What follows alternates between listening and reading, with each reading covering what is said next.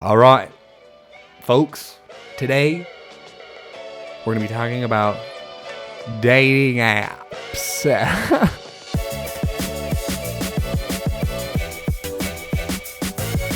That's right. The absolute load of crap that calls itself a freaking dating app. We all hate them. I think pretty much everybody has used a dating app at this point, unless you're lucky enough to have found love before you even had to take the terrible plunge, or if you found enlightenment and you just don't need that shit in your life. But I think most of us have used dating apps. And I think most of us agree the truth about dating apps is that they f***ing suck. They f***ing suck. The real truth is that apparently they actually work, I guess.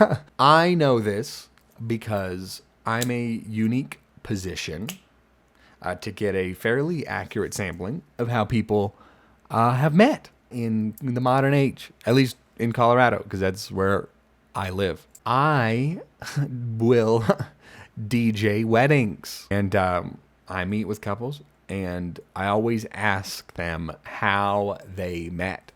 And like half the time or something, I didn't compile the numbers, I'm sorry. Half the time or something, they say they met online, or they name like a dating app. So apparently it works. It works. They do it. They fall off, they find love, and they get married. But for some reason, so many of us just don't seem to get it. I don't get it. Do you get it? This shit is awful. So what is actually going on? Why doesn't this nonsense work? Or why does it feel like it doesn't work? Well, I have an interesting hypothesis. It's something called the window shopping effect.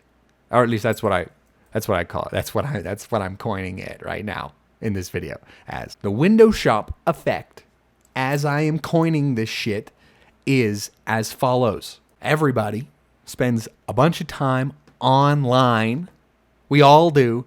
And we see a lot of stuff. We all see ultimate ideals realized. Fantastic lives, beautiful people. All these amazing seeming things and humans on social media, on the internet, on YouTube, on TikTok, or wherever. We all see all these amazing ideals. We see that the potential for truly fantastic life is out there. We see that the potential for being really hot and cool and having hot and cool people and being rich and having a good time. We see it all. Even if some of this stuff is fake, or mostly fake, we still see it, and it still affects our perception of what life could be. This experience gets people going, and it really gets people thinking about the possibilities and gets them thinking about what they ultimately really want for themselves at the highest level of accomplishment, right? So, you decide you want to start dating, and you crack open the app and you start swiping, and you look and you see all the wonderful, beautiful people that are available. Some of them are freaking hot and cool, and some of them are not, are less so. And we get ourselves into this state as human beings when we're just like chilling out, at home, or in bed, or on the fucking toilet. We're just chilling out. We're just on our phones, and we just start swiping based on how we feel. It's not like a especially logical process. Maybe for some of us more than others, but we just start swiping just based on how we feel. And when we're chilling out, just like with ourselves, we just, we get a little more fantastical. When we open up the app, it's a little more about the dream. I think just most people, when they're swiping on these apps, they tend towards the unrealistic standards that they have fantasized about in their daily lives, and they get in the state, and they just, it's the window shopping effect. They just see all these amazing things, and they just don't go for the things that don't match that vibe. We only go for people that reach a certain unrealistic fantasy that we have cooked up for ourselves, which elevates our standards. What ends up happening is the vast majority of people on dating apps truly do end up trying to bat out of their league.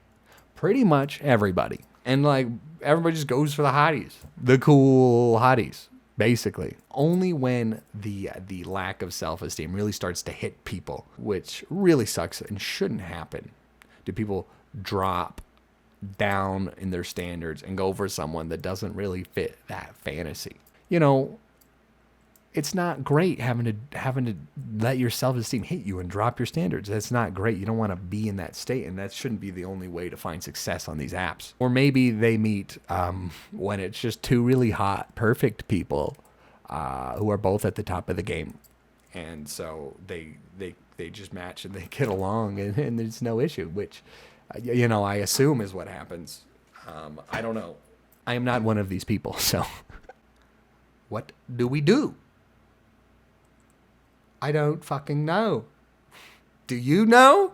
I don't know. I think dating apps really suck for human beings. And I think they actually mess with how the dating experience really should be for how we are wired. We are not biologically designed to meet people in this way. There are so many factors that go into an in-person interaction and experience that simply are not present when you're looking at your fucking phone on the fucking toilet. And I think people know this. I think there's research of people talking about this shit.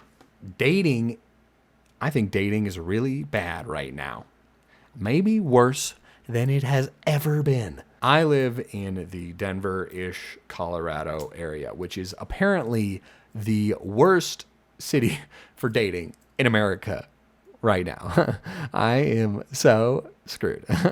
The window shopping effect that comes from internet environment and dating apps has affected the dating scene in a meaningful way and causes people to just avoid in-person pursuits. Dating in person is scary as all frickin' heck, and you have to converse and be charismatic and on the fly. You have to overcome fear and anxiety. You have to be wary of actual dangers in dating as well, just dangerous things, which is more of a problem for the ladies. Sorry for men. I mean, some men poisoning the pot. Too many men, probably, to be honest. It's rough. Dating in person is not an easy experience, and when you have the convenience and the fantasy of the phone, why would you date in person? Why would you go for that? So it's no surprise to me that people want to avoid dating in person, or just when they get there, that they're not able to execute very well, because online window shopping is so much more convenient. This perspective, I think, has made real life dating difficult for everybody. Even if you're not using the apps and you're trying in person, the wall you're up against is just bigger because everybody is used to online dating or the online experience and the fantasy, and going into the real world and dating there is just, the expectations around it are just so warped. If you go after somebody in person, you are fighting the convenience and fantasy of the online dating experience. So, what do? Like I said, who the freaking frick knows, dude? Good luck. Good luck, my guy. If you figure something out, please tell me, because I want to not be single. Either you lower your standards a whole bunch on these stupid dating apps and just embrace your insecurity, and then maybe you'll find something, or you overcome your crippling insecurity and fears and go into the real world and face against increasingly difficult in-person dating odds. Or you also work really hard and become like really rich and hot, and then it's like easy mode. Everybody like and subscribe and share and refresh the page a few times and give me some money. Also, date me if you think I'm hot. I mean, I am hot, so date me. And cool. I'm cool. Date me. Okay, I'm done. That's the video. Thanks for watching. Have yourself a good, merry 2025 if everything doesn't fall apart.